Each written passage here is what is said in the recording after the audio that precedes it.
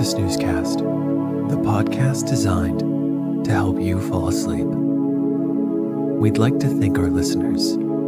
If you enjoy our show, please write a review on the Apple Podcasts app. Also, share us with a friend.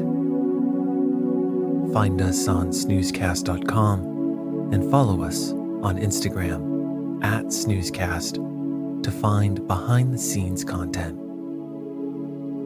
If you would like to get an email once a week with upcoming sleep stories and other news, subscribe to the Snoozeletter at snoozecast.com.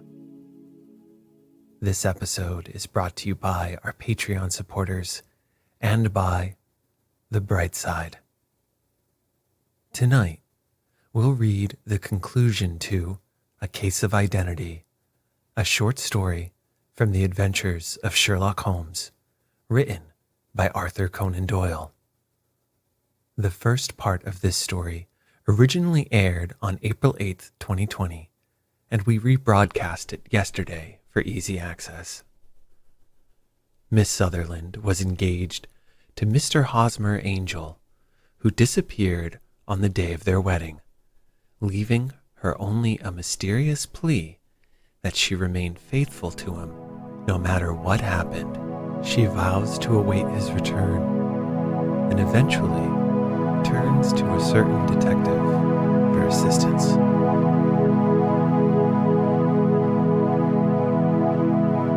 Let's get cozy. Close your eyes.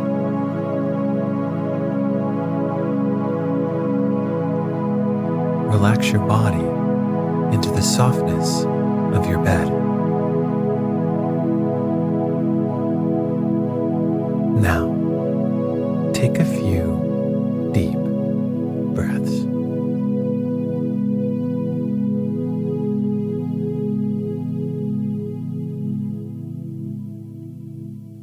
It seems to me that you have been very shamefully treated by your fiancé, Mr. Hosmer, said Holmes to Miss Sutherland.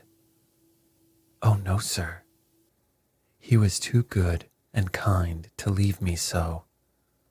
Why, all the morning he was saying to me that, whatever happened, I was to be true, and that even if something quite unforeseen occurred to separate us, he would be back. And yet, what could have happened to him? And why could he not write? Oh, it drives me half mad to think of it. She pulled a little handkerchief out of her purse and began to sob heavily into it. I shall glance into the case for you, said Holmes, rising. And I have no doubt that we will reach some final result. Let the weight of the matter rest upon me now, and do not let your mind dwell upon it further. Above all, try to let Mr. Hosmer Angel vanish from your memory, as he has done from your life. Then you don't think I'll see him again? I fear not. Then what has happened to him? You will leave that question in my hands. I should like an accurate description of him, and any letters of his which you can spare. I advertised for him in last Saturday's Chronicle. Here's the slip, and here are 4 letters from him. Thank you. And your address? Number 31, Leon Place, Camberwell. Mr. Angel's address you never had, I understand. Where is your father's place of business? The Great Claret Importers of Fenchurch Street. Thank you. You have made your statement very clearly. You will leave the papers here, and remember the advice which I have given you. Let the whole incident be a sealed book, and do not allow it to affect your life. You are very kind, Mr. Holmes, but I cannot do that. I shall be true to Hosmer. He shall find me ready when he comes back. For all the preposterous hat and the vacuous face, there was something noble in the simple faith of our visitor which compelled our respect. She laid her little bundle of papers upon the table and went her way, with a promise to come again when she might be summoned. Sherlock Holmes sat silent for a few minutes, with his fingertips still pressed together, his legs stretched out in front of him, and his gaze directed upward to the ceiling. Then he took down from the rack the old and oily clay pipe, which was to him as a counselor, and, having lit it, he leaned back in his chair, with the thick blue cloud wreaths spinning up from him, and a look of infinite languor in his face. Quite an interesting study, that maiden, he observed. I found her more interesting than her problem, which, by the way, is a rather trite one. Old as is the idea, however, there were one or two details which were new to me. But the maiden herself was most instructive. You appeared to read a good deal upon her which was quite invisible to me, I remarked. Not invisible, but unnoticed, Watson. You did not know where to look, and so you missed all that was important. I can never bring you to realize the importance of sleeves, the suggestiveness of thumbnails, or the great issues that may hang from a bootlace. Now, what did you gather from that woman's appearance? Describe it. Well, she had a slate-colored, broad-brimmed straw hat with a feather of a brickish red. Her jacket was black, with black beads sewn upon it, and a fringe of little black jet ornaments. Her boots I didn't observe. She had small, round, hanging gold earrings, and a general air of being fairly well-to-do in a vulgar, comfortable, easygoing way. Sherlock Holmes clapped his hands softly together and chuckled. "'Pon my word, Watson, you are coming along wonderfully. You have really done very well indeed. It is true that you have missed everything of importance, but you have hit upon the method, and you have a quick eye for color. Never trust to general impressions, but concentrate yourself upon details. My first glance is always at a woman's sleeve. In a man, it is perhaps better first to take the knee of the trouser. As you observe, this woman had plush upon her sleeves, which is a most useful material for showing traces. The double line a little bit above the wrist, where the typewritist presses against the table was beautifully defined. The sewing machine of the hand type leaves a similar mark, but only on the left arm and on the side of it farthest from the thumb. Instead of being right across the broadest part, as this was, I then glanced at her face and, observing the dint of a pince-nez at either side of her nose, I ventured a remark upon short sight and typewriting, which seemed to surprise her. It surprised me, but surely it was obvious.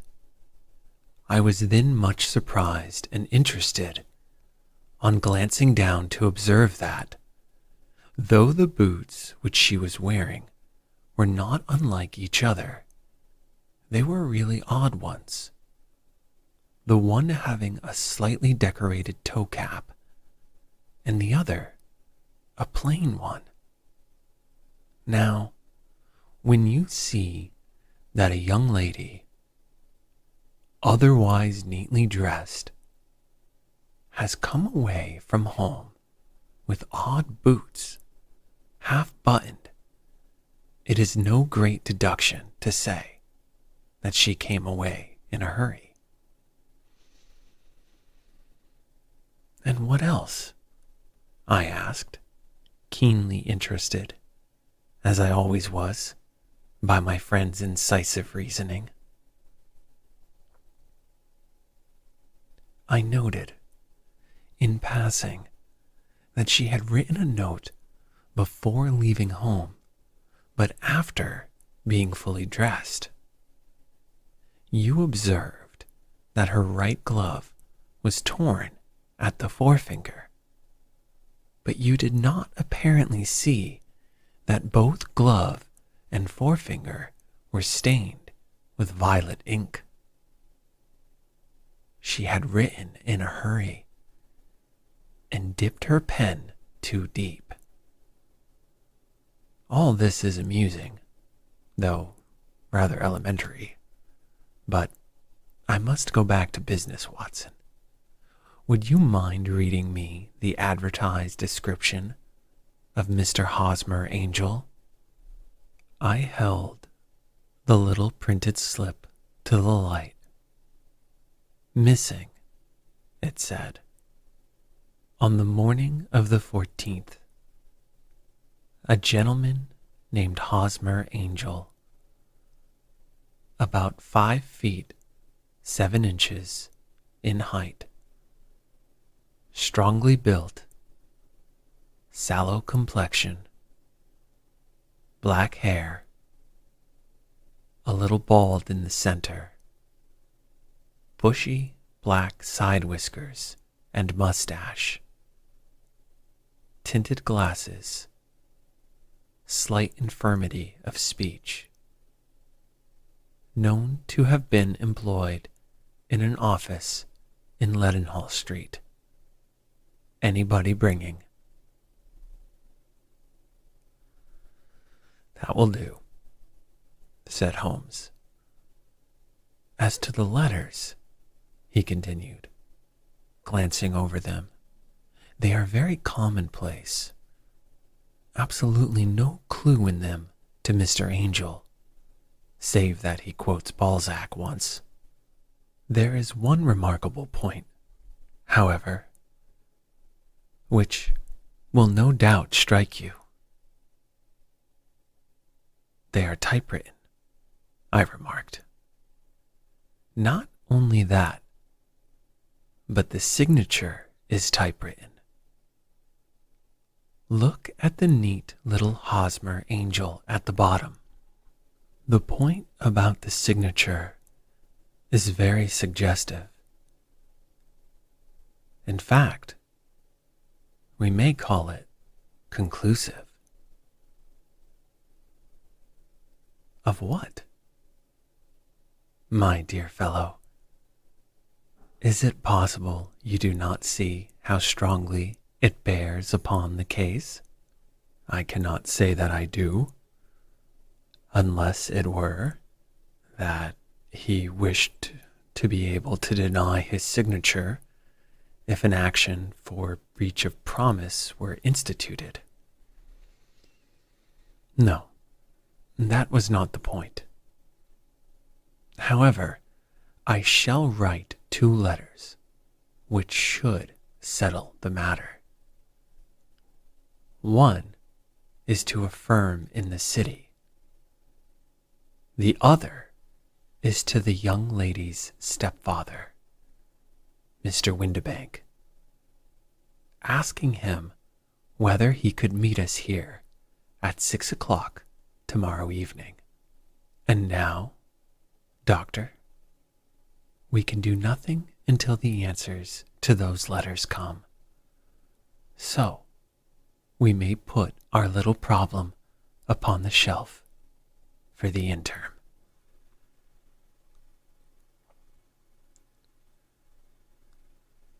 I had so many reasons to believe in my friend's subtle powers of reasoning and extraordinary energy in action that I felt that he must have some solid grounds for the assured and easy demeanor with which he treated the singular mystery which he had been called upon to fathom. I felt that it would be a strange tangle indeed, which he could not unravel. I left him then, still puffing at his black clay pipe, with the conviction that when I came back on the next evening, I would find that he held in his hands all the clues which would lead up to the identity of the disappearing bridegroom of Miss Mary Sutherland. A professional case of great gravity was engaging my own attention at the time, and the whole of next day I was busy at the bedside of the sufferer. It was not until close upon 6 o'clock that I found myself free and was able to spring into a hansom and drive to Baker Street, half afraid that I might be too late to assist at the denouement of the little mystery. I found Sherlock Holmes alone, half asleep, with his long, thin form curled up in the recesses of his armchair. A formidable array of bottles and test tubes, with the pungent, cleanly smell of hydrochloric acid, told me that he had spent his day in the chemical work which was so dear to him. Well, have you solved it? I asked as I entered. Yes, it was the bisulfate of baryta. No, the mystery, I cried. Oh, that. I thought of the salt that I have been working upon. There was never any mystery in the matter, though, as I said yesterday. Some of the details are of interest. The only drawback is that there is no law, I fear, that can touch the scoundrel. Who was he then, and what was his object in deserting Miss Sutherland? The question was hardly out of my mouth, and Holmes had not yet opened his lips to reply, when we heard a heavy footfall in the passage and a tap at the door. This is the girl's stepfather, Mr. James Windibank, said Holmes. He has written to me to say that he would be here at 6. Come in. The man who entered was a sturdy middle-sized fellow, some 30 years of age, clean-shaven and sallow-skinned, with a bland, insinuating manner and a pair of wonderfully sharp and penetrating gray eyes. He shot a questioning glance at each of us, placed his shiny top hat upon the sideboard, and with a slight bow, sidled down into the nearest chair. "Good evening, Mr. James Windibank," said Holmes. "I think that this typewritten letter is from you, in which you made an appointment with me for 6 o'clock. "Yes, sir. I am afraid that I am a little late, but I am not quite my own master, you know. I am sorry that Miss Sutherland has troubled you about this little matter, for I think it is far better not to wash linen of this sort in public." "On the contrary," said Holmes, quietly, "I have every reason to believe that I will succeed in discovering Mr. Hosmer Angel." Mr. Windibank gave a violent start and dropped his gloves. "I'm delighted to hear it," he said. "It is a curious thing," remarked Holmes, "that a typewriter has really quite as much individuality as a man's handwriting. Unless they are quite new, no two of them write exactly alike. Some letters get more worn than others, and some wear only on one side. Now, you remark in this note of yours, Mr. Windibank, that in every case there is some little slurring over the E, and a slight defect in the tail of the R. There are 14 other characteristics, but those are the more obvious. We do all our correspondence with this machine at the office, and no doubt it is a little worn," our visitor answered, glancing keenly at Holmes with his bright little eyes. "And now I will show you what is really a very interesting study, Mr. Windibank," Holmes continued. "I think of writing another little monograph some of these days on the typewriter and its relation to crime. It is a subject to which I have devoted some little attention. I have here 4 letters which purport to come from the missing man. They are all typewritten. In each case, not only are the E's slurred and the R's tailless, but you will observe, if you care to use my magnifying lens, that the 14 other characteristics to which I have alluded are there as well." Mr. Windibank sprang out of his chair and picked up his hat. "I cannot waste time over this sort of fantastic talk, Mr. Holmes," he said. "If you can catch the man, catch him, and let me know when you have done it." "Certainly," said Holmes, stepping over and turning the key in the door. "I let you know, then, that I have got him." "What? Where?" shouted Mr. Windibank, turning white to his lips and glancing about him like a rat in a trap. "Oh, it won't do. Really, it won't," said Holmes, suavely. "There is no possible getting out of it, Mr. Windibank. It is quite too transparent. And it was a very bad compliment when you said that it was impossible for me to solve so simple a question. That's right. Sit down and let us talk it over."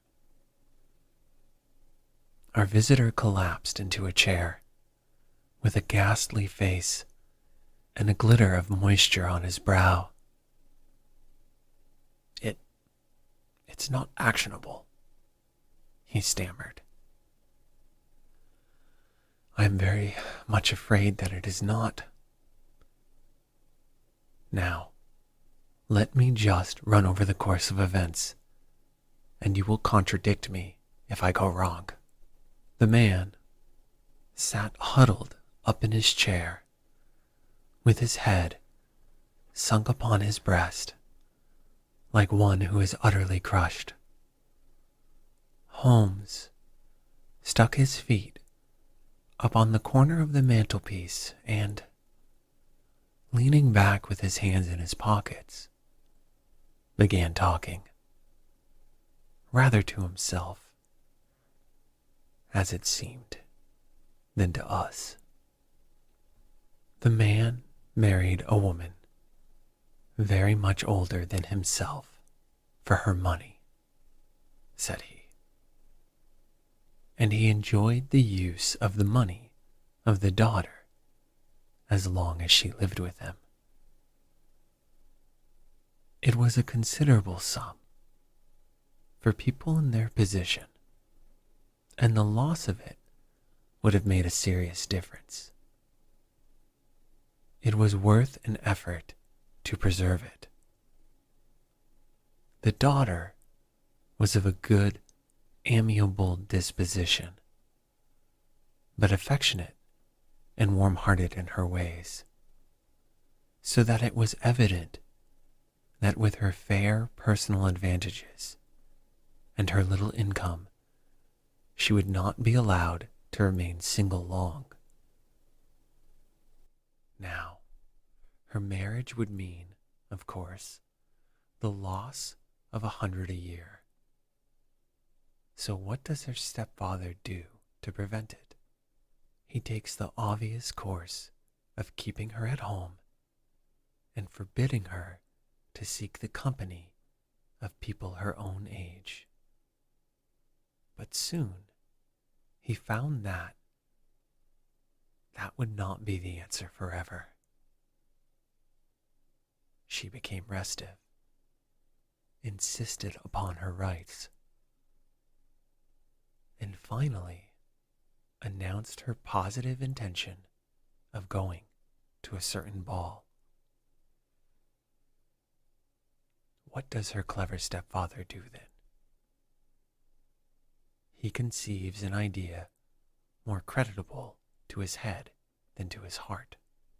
With the connivance and assistance of his wife, he disguised himself, covered those keen eyes with tinted glasses, masked the face with a mustache and a pair of bushy whiskers, sunk that clear voice into an insinuating whisper, and doubly secure on account of the girl's short sight, he appears as Mr. Hosmer Angel and keeps away other suitors. It was only a joke at first, groaned our visitor. We never thought she would have been so carried away. Very likely not. However that may be, the young lady was very decidedly carried away, and having quite made up her mind that her stepfather was in France, the suspicion of treachery never for an instant entered her mind. She was flattered by the gentleman's attentions, and the effect was increased by the loudly expressed admiration of her mother. Then Mr. Angel began to call, for it was obvious that the matter should be pushed as far as it would go if a real effect were to be produced. There were meetings and an engagement which would finally secure the girl's affections from turning towards anyone else. But the deception could not be kept up forever. These pretended journeys to France were rather cumbrous. The thing to do was clearly to bring the business to an end in such a dramatic manner that it would leave a permanent impression upon the young lady's mind and prevent her from looking upon any other suitor for some time to come.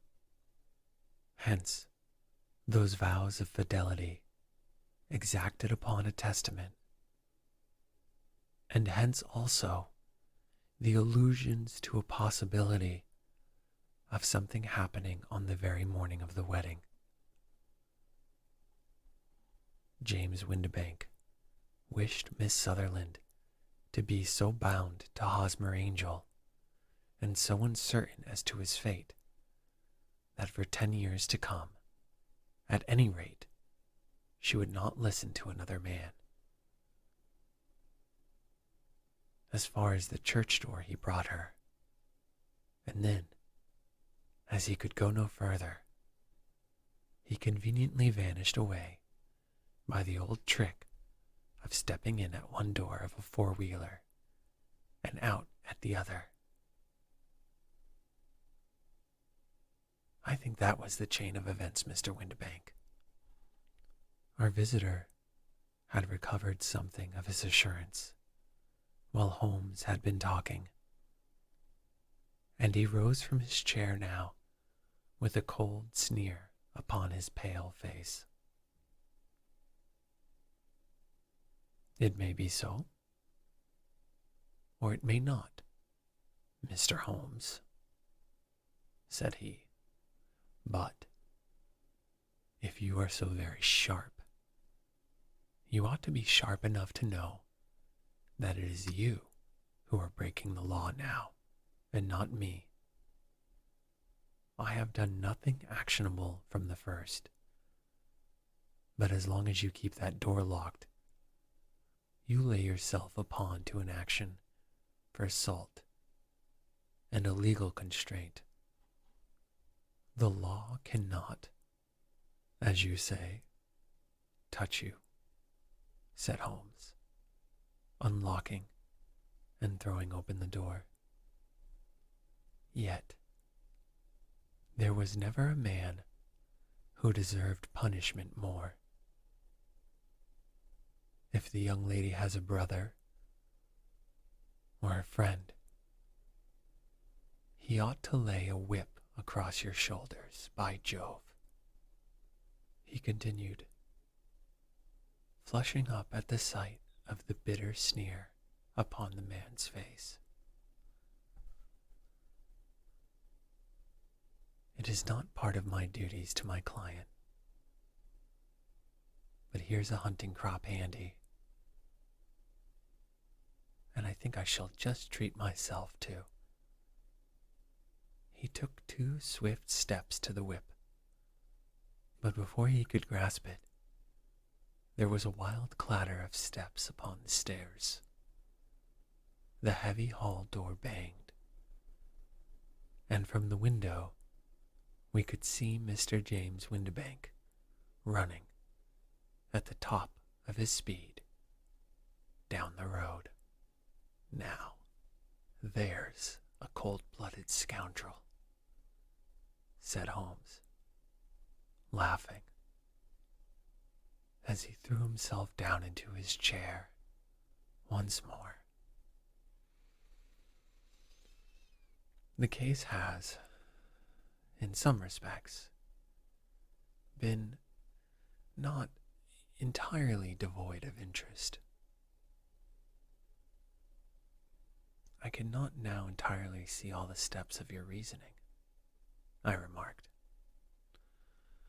Well, of course, it was obvious from the first that this Mr. Hosmer Angel must have some strong object for his curious conduct, and it was equally clear that the only man who really profited by the incident, as far as we could see, was the stepfather. Then the fact that the two men were never together, but that the one always appeared when the other was away. That was suggestive. So were the tinted spectacles and the curious voice, which both hinted at disguise, as did the bushy whiskers. My suspicions were all confirmed by his peculiar action in typewriting his signature, which, of course, inferred that his handwriting was so familiar that she would recognize it, even the smallest sample of it. You see, all these isolated facts, together with many minor ones, all pointed in the same direction. And how did you verify them? Having once spotted my man, it was easy to get corroboration. I knew the firm for which this man worked. Having taken the printed description, I eliminated everything from it which could be the result of a disguise. The whiskers, the glasses, the voice. And I sent it to the firm with a request that they would inform me whether it answered to the description of any of their travelers. I had already noticed the peculiarities of the typewriter, and I wrote to the man himself at his business address, asking him if he would come here. As I expected, his reply was typewritten and revealed the same trivial but characteristic defects. The same post brought me a letter from Westhouse and Marbank of Fenchurch Street to say that the description tallied in every respect with that of their employee, James Windibank. Voila. And Miss Sutherland? Well, my dear Watson, if you were Miss Sutherland, and I told you this tale, would you believe me?